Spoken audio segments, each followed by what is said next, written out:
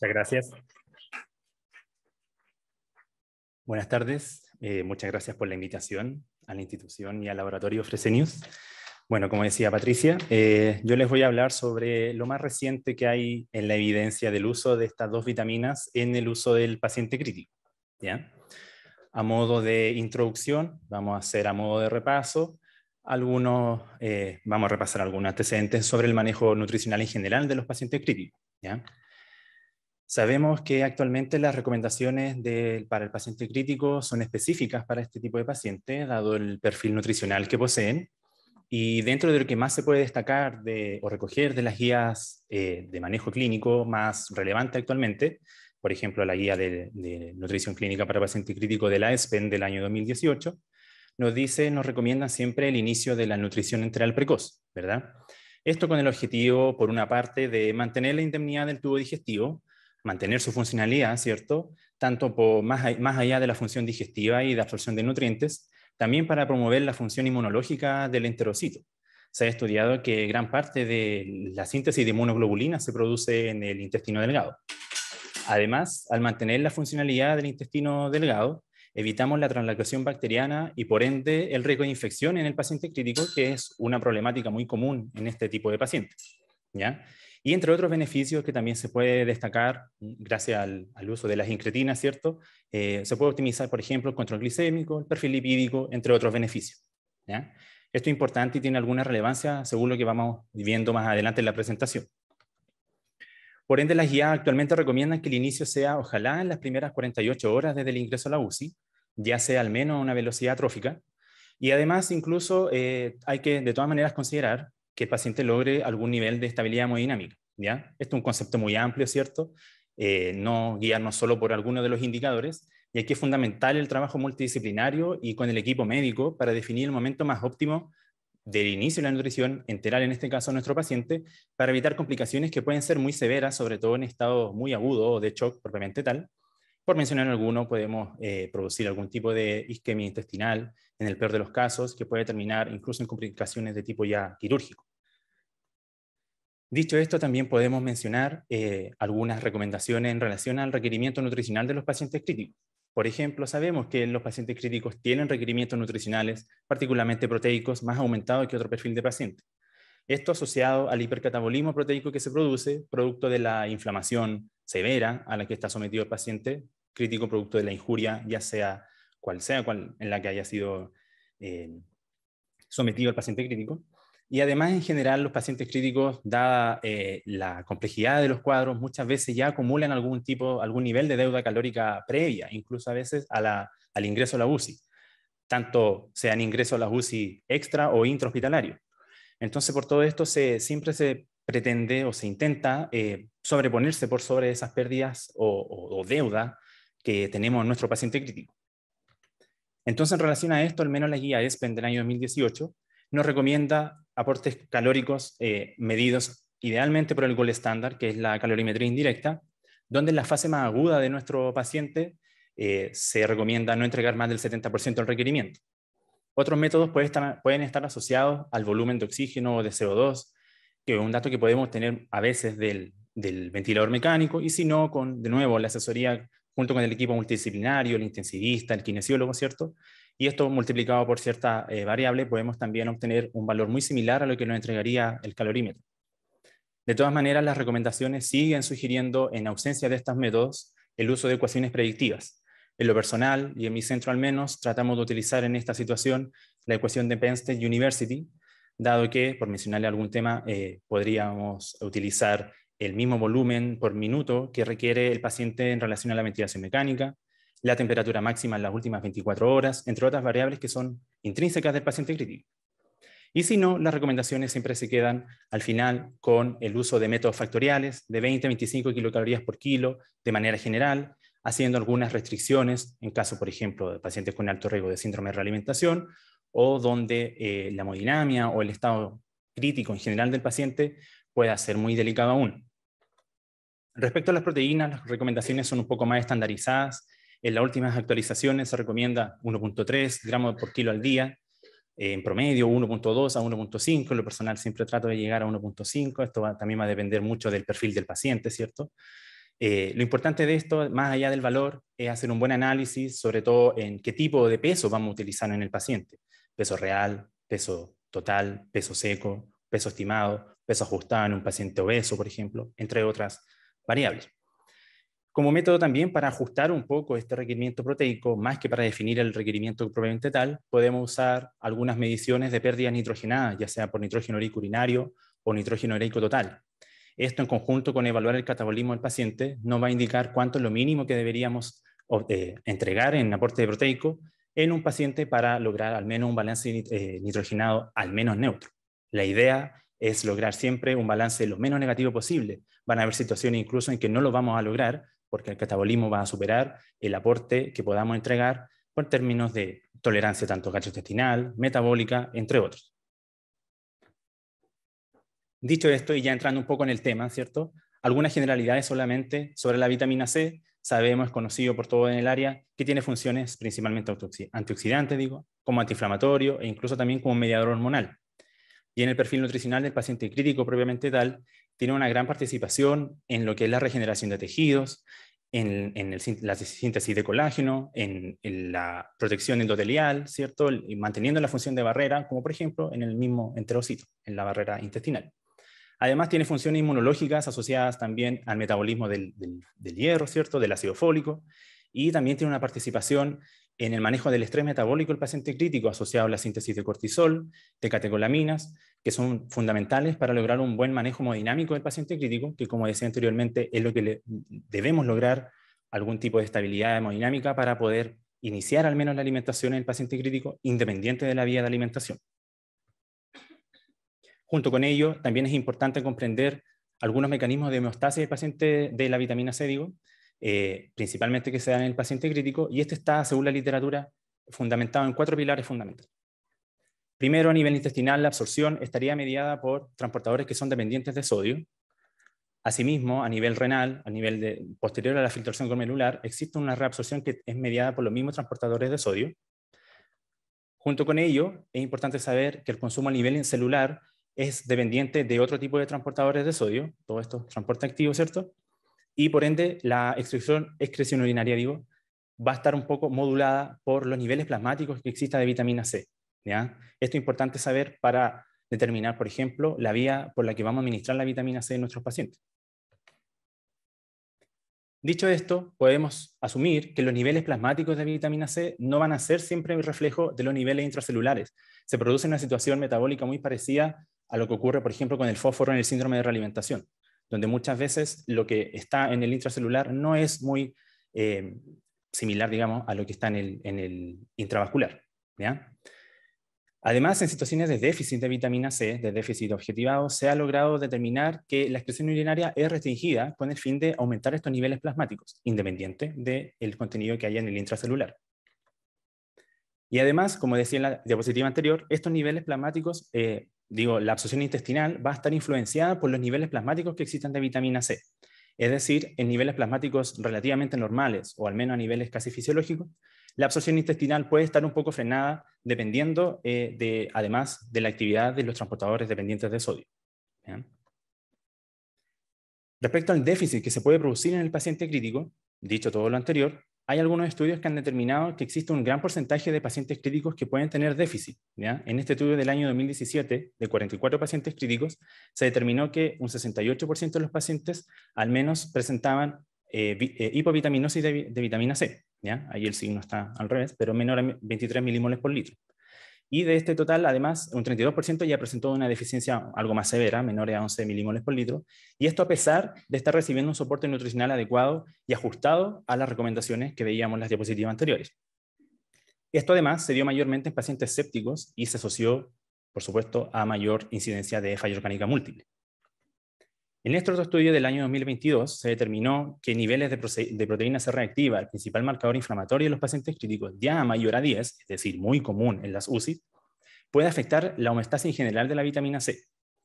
Además, se ha determinado que de por sí los pacientes ingresan a la UCI con bajos niveles de esta vitamina y además muchas veces el soporte nutricional no considera aportes de vitamina C lo suficiente como para lograr niveles suprafisiológicos, ¿ya? Todo esto en conjunto podría, según este estudio, contribuir a la depresión de vitamina C.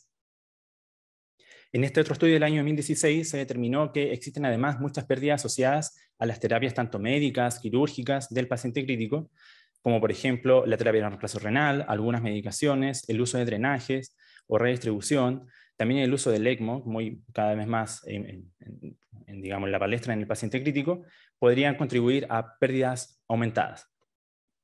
Y por último, como ya habíamos visto anteriormente, la ingesta vía enteral podría ser un poco menos efectiva, dado los mismos mecanismos de homeostasis, para generar una absorción más óptima, ¿cierto? Y además que no se conoce en todas las situaciones en los niveles que pueden haber de vitamina C en otros compartimentos fuera del espacio intravascular. Lógicamente, este déficit en el paciente crítico va a tener consecuencias negativas, ¿ya? Se va a perder toda la función antioxidante, ¿cierto? Con peroxidación de grasas, por ejemplo, liberación de radicales libres. Se van a inactivar algunos procesos enzimáticos que pueden afectar la digestión y la absorción de otros nutrientes, e incluso modificaciones en el ADN que pueden ser muchas veces ocasionadas por la radio y quimioterapia, que con niveles adecuados de vitamina C podrían evitarse o disminuirse. Esto lógicamente va a tener consecuencias como mayor estado inflamatorio, mayor prevalencia de disfunción orgánica y mortalidad. Respecto a la vitamina D, algunas generalidades sabemos que participa principalmente en la homeostasis del calcio-fósforo, el metabolismo óseo, como protector cardiovascular y también como un inmunomodulador, sobre todo salió muy de moda en la época del COVID-19. Esto simplemente es para mostrarles lo que ya todos conocemos, ¿cierto? Parte del metabolismo de la vitamina D, donde la forma más activa vendría siendo la 25-hidroxivitamina D3, que es lo que se espera lograr altos niveles o suplementar con este tipo de forma activa de vitamina D. Respecto al déficit que se puede producir en el paciente crítico de vitamina D, también es muy frecuente encontrar bajos niveles séricos de la forma más activa, alrededor de un 80 a un 100% de los pacientes críticos según este estudio del año 2013. ¿Ya? Esto ya sabemos, ¿cierto? Es inherente incluso en los pacientes críticos, al menos sobre todo en la población chilena, sabemos que existe una prevalencia alta de déficit de vitamina D, al punto de que incluso se están instaurando nuevas iniciativas a nivel incluso ministerial para la suplementación. ¿Ya? Es un tema que incluso va más allá del paciente crítico. Por otra parte, el déficit de vitamina C se ha asociado en más de algún estudio a mayor incidencia y severidad de la sepsis, que es uno de los perfiles de los pacientes críticos que más se intenta estudiar asociado a estos micronutrientes. Por otra parte, también se ha asociado su deficiencia con otros peores pronósticos clínicos, mayores días de estancia hospitalaria en UCI, mayores días de ventilación mecánica, mayor requerimiento de terapia de reemplazo renal, entre otros outcomes. Y además, bueno, otro factor importante, lógicamente, es la poca o nula casi exposición solar que van a tener los pacientes críticos. Mientras más larga la estadía en UCI, menor exposición solar va a haber, lógicamente, a menos que tengamos alguna UCI muy moderna, innovadora, como en algunos países que incluso pueden sacar a pasear a los pacientes para que tengan alguna activación de vitamina D ahí con los rayos UV. ¿Ya? Y además asume que podría haber alguna alteración en el metabolismo paratiroideo que podría incidir en este déficit de vitamina D. Respecto a la evidencia, ya entrando un poco a lo importante de la presentación, muy diversa la evidencia, controversial, no tan variada como podría creerse, pero por buen camino al parecer. ¿Ya? Respecto a la vitamina C, se sabe que para lograr una represión adecuada de la vitamina C, para restituir al menos los niveles plasmáticos, deberíamos entregar al menos 2 gramos endovenoso, idealmente, por 2 a 3 días, y ojalá alguna dosis de mantención posterior a esta carga. ¿Ya? La dosis va a variar según los estudios, según la evidencia actual. De todas maneras, la evidencia aún no es tan suficiente como para determinar una dosis óptima, segura y que asegure una represión incluso suprafisiológica, que ya logre algún efecto terapéutico, ¿cierto? Esto asociado a que es muy difícil contrarrestar estos mecanismos que conllevan al déficit, ¿ya? Por lo mismo, las guías clínicas actuales tienen mucha variabilidad en sus recomendaciones, y esto queda evidenciado en esta tabla de resumen, ¿cierto? Donde la mayoría de las recomendaciones, si se ve el cursor, sí, la única que hace referencia a dosis de vitamina C, al menos actualmente, es la guía de micronutrientes de la ESPEN de este año 2022, una lectura recomendada por lo cierto.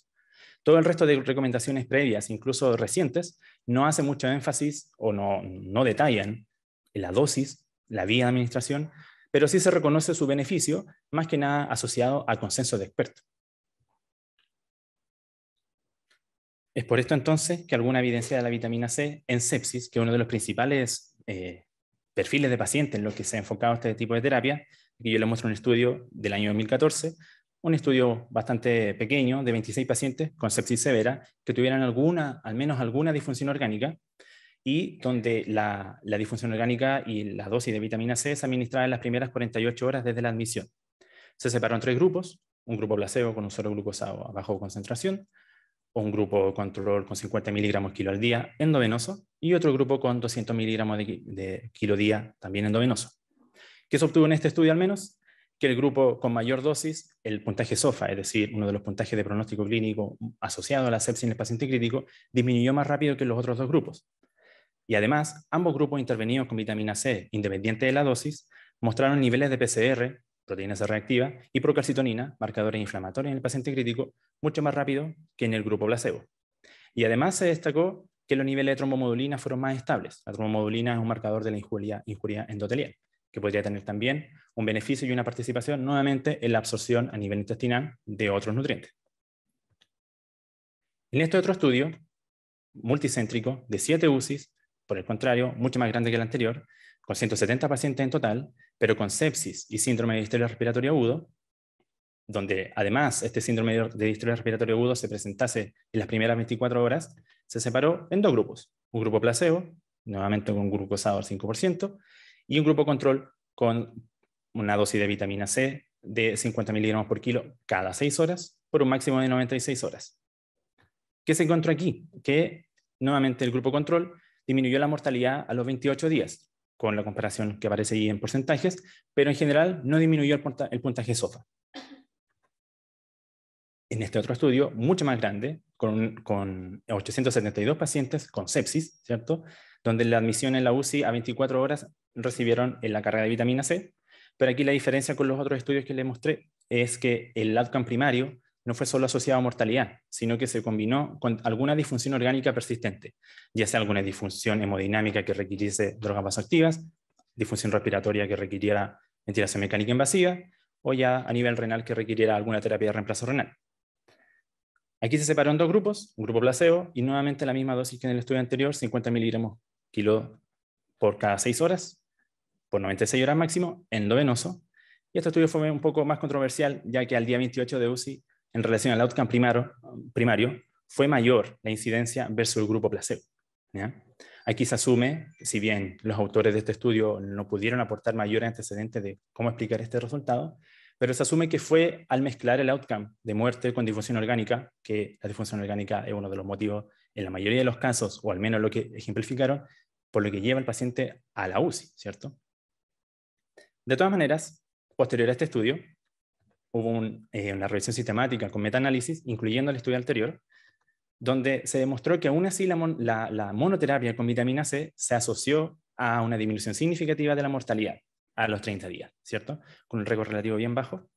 Sin embargo, dado que era un metaanálisis y una revisión sistemática, la alta heterogeneidad podría un poco falsear los resultados, sin embargo, al menos escapaba un poco del outcome del estudio anterior. Esta alta heterogeneidad se podría dar con que la mortalidad en general digamos, manifestó estadísticamente con un récord relativo un poco más alto, con una moderada precisión. Además, muchos pacientes presentaron hipoglicemia durante la terapia.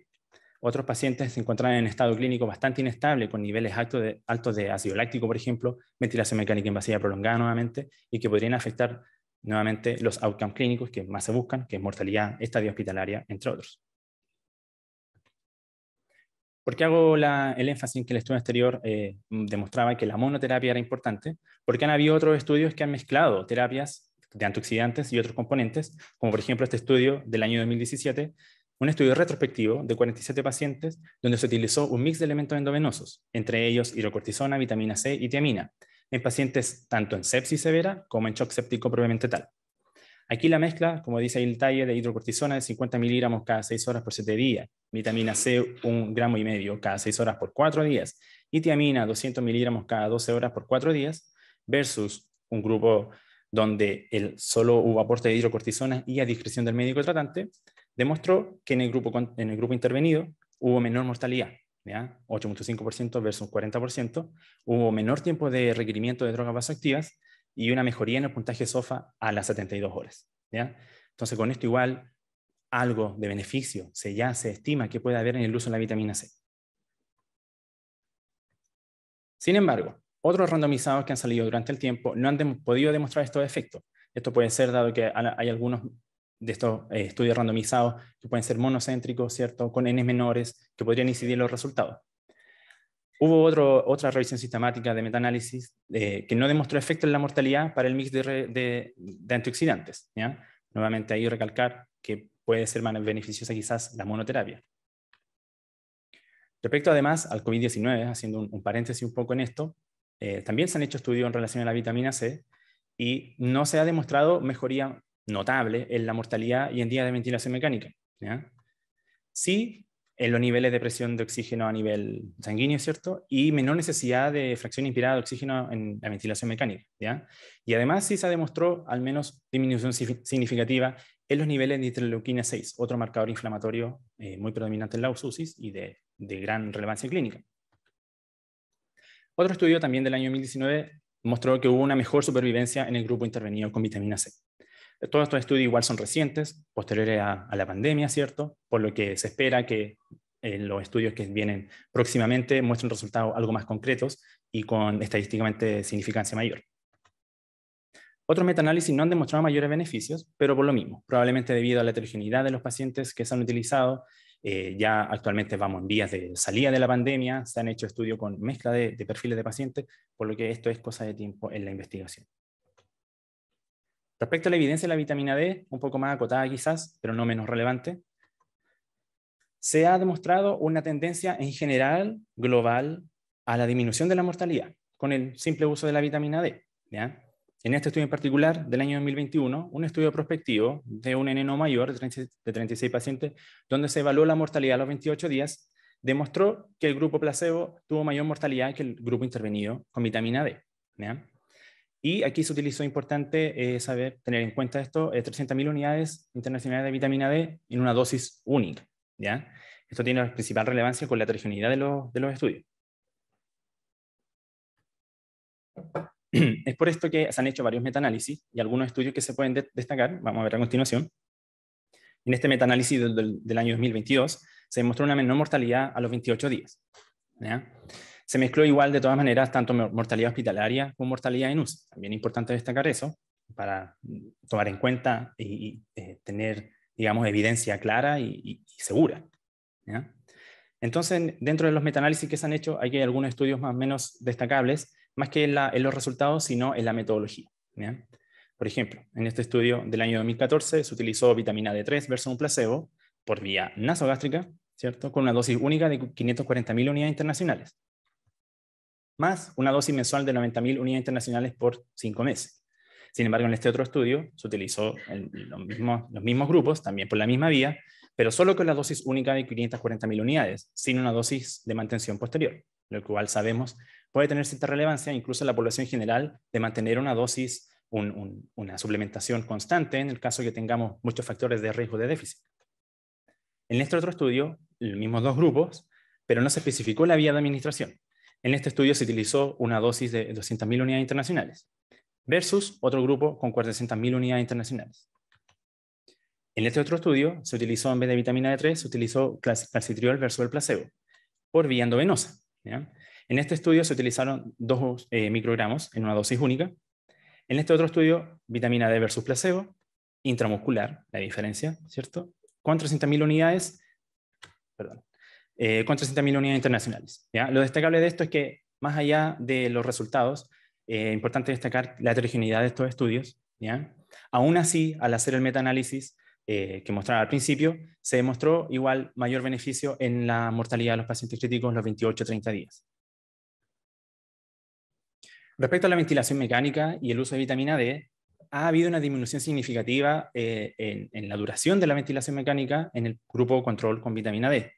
En este metaanálisis podemos ver varios estudios donde el uso de la vitamina D favorecería esta disminución de los días de ventilación mecánica.